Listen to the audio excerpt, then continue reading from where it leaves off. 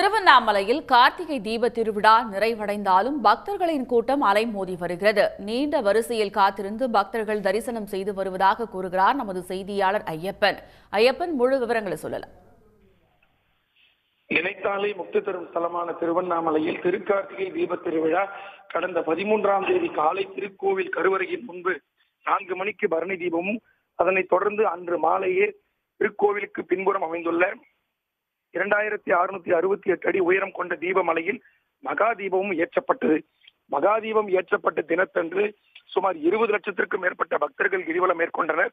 தொடர்ந்து கார்த்திகை மாத பௌர்ணமியானது நேற்று மாலை 4:17 மணிக்கு தொடங்கி இன்று நண்பகல் 3:37 மணிக்கு நிறைவடைய உள்ளதாக திருக்கோவில் நிர்வாகம் அறிவித்திருந்த நிலையில் தொடர்ச்சியாக 3வது தினமான இன்றும் திருவண்ணாமலையில் பல்வேறு மாவட்ட மாநிலங்களிலிருந்தும் வெளிநாடுகளிலிருந்தும் பல லட்சக்கணக்கான பக்தர்கள் குவிந்து வருகின்றார்கள்.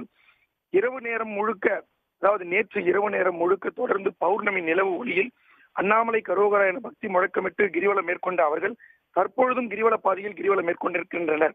குறிப்பாக திருவண்ணாமலை அண்ணாமலையார் திருக்கோவிலில் நடை திறக்கப்பட்ட நேரம் முதல் தற்பொழுது வரை சுமார் தேரடி வீதி முதல் பூதநாராயணன் கோவில் வரை நீண்ட தூரத்திற்கு ஆயிரக்கணக்கான பக்தர்கள் தொடர்ந்து காத்திருந்து தற்பொழுது ராஜகோபுரம் வழியாக உள்ளே அனுமதிக்கப்படுகிறார்கள். அவ்வாறு அனுமதிக்கப்படும் அவர்கள் சுமார் 4 மணி நேரத்திற்கு பிறகு சுவாமியை தரிசனம் செய்யும் சூழலும் திருவண்ணாமலையில் நிலவி வருகிறது. தற்பொழுது வரை கூட்டமானது தினந்தோறும் அந்த 3 தினங்களாக தொடர்ந்து அந்த கூட்டமானது அதிகரித்துக் கொண்டே இருக்கிறது. இதனால் தேரடி வீதி, பெரிய வீதி உள்ளிட்ட மாட வீதி உள்ளிட்ட அனைத்து இடங்களுமே மக்கள் தலைகளாக இந்த காலை நேரங்களில் காட்சியளிக்கிறது.